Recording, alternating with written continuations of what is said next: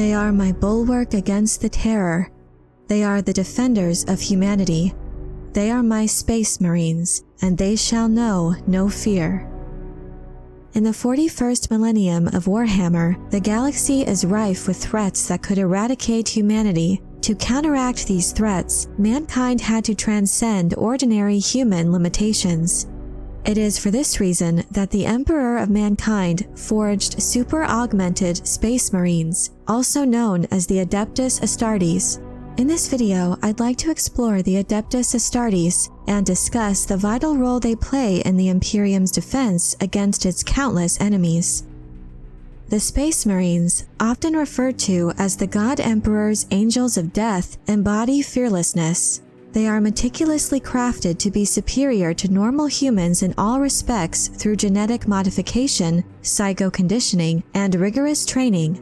Immune to natural diseases and capable of enduring grievous injuries, their formidable presence in ancient power armor paired with potent weaponry emanates an aura of awe on the battlefield. Tracing their origins to Terra's unification wars in the late 30th millennium, the Emperor's initial generation of genetically engineered soldiers, the Thunder Warriors, laid the foundation for what the Imperium of Man would become. These warriors were unmatched in their might and strategy, combining immense physical power, resistance to various threats, and the Emperor's own tactical brilliance. However, despite their unmatched prowess, the Thunder Warriors had their flaws, both mentally and biologically. Observing their imperfections, the Emperor embarked on an extensive project, culminating in the more adaptable and resilient Space Marine legions. The first Space Marines were chosen from the Emperor's elite guards. They underwent extensive genetic, surgical, and psychological enhancements, molding them into unmatched warriors of peerless loyalty and efficacy in battle. Their ranks swelled rapidly, initially forming 20 distinctive legions, each mirroring one of the Emperor's superhuman sons, the Primarchs. The unique gene seed of each legion, derived from a different Primarch, influenced their respective physical and mental attributes. Though the Primarchs were lost for a time, as they were rediscovered during the Great Crusade, they assumed command of their respective legions, which were built from their DNA. These legions, while initially uniform, began to adopt unique characteristics from their Primarchs' homeworlds, leading to both subtle and profound changes. During the Emperor's Great Crusade, the Imperium's expanding needs and a persistent gene seed instability led to the further utilization of the Primarch's genetics to stabilize and enhance gene seed stocks. However, while this solution sped up Space Marine creation, this urgency introduced mental instabilities in certain legions, foreshadowing future calamities. The cataclysmic Horus Heresy saw the rise of Chaos Space Marine legions who were corrupted by the psychic dimension and turned against their brethren. In the aftermath, the Primarch Robute Guilliman spearheaded a comprehensive restructuring effort with a special focus on the Space Marines organization. He introduced the Codex Astartes, a guideline for Space Marine conduct, tactics, and structure. Central to his reforms was dividing the immense Space Marine legions into smaller, more manageable chapters, ensuring no individual could wield excessive power. Space Marines are each organized into squads with distinct roles as outlined in the Codex Astartes. The second founding saw the birth of various new chapters, some preserving their original legion's legacy, while others adopted new identities. Guilliman's codex underscored genetic purity, comprehensive training, and centralized gene banks. While many chapters revere and follow the codex, interpretations vary, and some even disregard it. Ultimately, the Codex Astartes became the foundational doctrine for the Space Marines post-heresy. Eventually, the Primaris Space Marines emerged, superior to their firstborn Marine predecessors. The creation of new chapters is meticulously orchestrated during foundings, supervised by the High Lords of Terra, with the Adeptus Mechanicus playing a vital role. The gene seed is paramount to this process, capturing the essence of each chapter. To become a Space Marine, male recruits, typically aged 10 to 16, must meet strict criteria ensuring immunogenetic compatibility, mental stability, and resilience against chaos influence. Those who pass rigorous training and undergo organ implantation and psycho-conditioning in the chapter's Fortress Monastery eventually become full-fledged battle brothers. The gene seed of an Astartes is vital in transforming a recruit into a Space Marine, granting them superior abilities compared to average humans.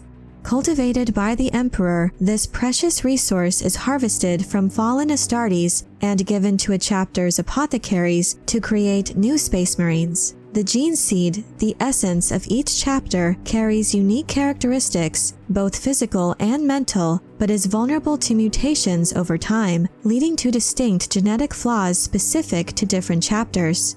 A chapter's home base, whether a planet or a fleet-based fortress like a battle barge, is critical. A homeworld has the advantage of serving as both a stronghold and a source of recruits. Some worlds are identified centuries in advance and may need environmental adaptations. The natives are meticulously studied to ensure they are genetically suitable for transformation into Space Marines. The Adeptus Astartes are structured into roughly 1,000 chapters, each composed of around 1,000 warriors. Each chapter's recruitment process is distinct, from handpicking warriors from savage tribes to enlisting volunteers or occasionally abducting potential candidates. Regardless of the method, aspirants undergo grueling trials and strenuous tests, severing ties with their past lives upon induction. Chapters often source recruits from various worlds within their jurisdiction. Every chapter functions as an autonomous imperial army, boasting their distinctive emblems, colors, and heritage. Their equipment, rich in battle honors, is carefully preserved and often inscribed with devotional scripts. To evolve a firstborn Space Marine neophyte into a battle brother, 19 organs derived from a chapter's gene seed are introduced to his body. These organs, either cultured externally or grown internally from the gene seed, alter human cells based on a genetic design. Some chapters cannot culture certain implants, highlighting the need to recover gene seed from deceased Marines. The intensity of this process means not all survive. Failures might become low-ranking chapter servants or biomechanical workers. The perception of the Astartes varies by planet, with primitive societies viewing them as mystical and advanced ones recognizing their larger purpose.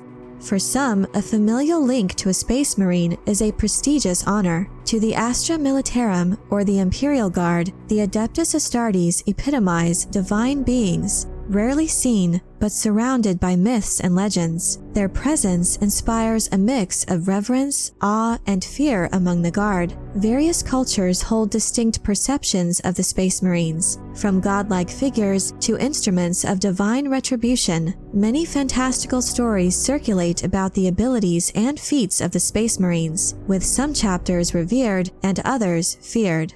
An average Imperial Guard soldier might be overwhelmed in the presence of a Space Marine, and even high-ranking officers can become tongue-tied. Typically, Space Marines pay little attention to mortals, and only exceptional individuals earn their respect. Even a brief encounter with them becomes a legendary tale for the mortals of the Imperium. The battle strategies of the Adeptus Astartes emphasize surprise and overpowering force, often demoralizing enemies instantaneously. Their deployment, whether modest or vast, which is determined by the High Lords of Terra, reflects the magnitude of the threat. Historically, the bravery of the Space Marines has been pivotal in many major battles. Key to a Space Marine's identity are his chapter's beliefs and views, company strategy, and the bonds forged with comrades in battle. Their inherent strength, while their most significant asset, can also be their downfall if hubris clouds their judgment. For many Space Marines, humans appear fragile and susceptible to corruption, yet discerning Space Marines recall their core mission of boundless compassion, as exemplified by the Emperor's sacrifice as he seeks to protect humanity from the predations of the warp while interred upon the Golden Throne. In like manner, the Astartes stand not as rulers, but as vigilant guardians, which occasionally means safeguarding humanity even from its own follies. Ultimately, the Space Marines stand as an enduring symbol of strength, duty, and complexity within the Warhammer 40K universe. As superhuman warriors, they inspire awe and fear, while their attitude towards the very people they protect reveals a nuanced character. Whether as terrifying foes or saviors of last resort, the Astartes embody the eternal struggle at the heart of the Imperium of man. Their unwavering commitment to their duty reflects both the glory and the tragedy of a universe constantly at war, where compassion is both a perceived weakness and the ultimate salvation. The Adeptus Astartes continue to serve as the fascinating core of a legendarium filled with peril and heroism, embodying the imperishable spirit of humanity's evolution driven by their will to survive. But I'm curious to know what you think of the Space Marines. Are there any particular chapters or aspects of the Astartes that stand out to you? Let me know your thoughts in the comment section below. I hope you enjoyed this video. Leave a like if you did, and be sure to subscribe for more Warhammer 40K and other sci-fi and fantasy news and lore. Thank you all so much for your support, and as always, have a very nerdy day.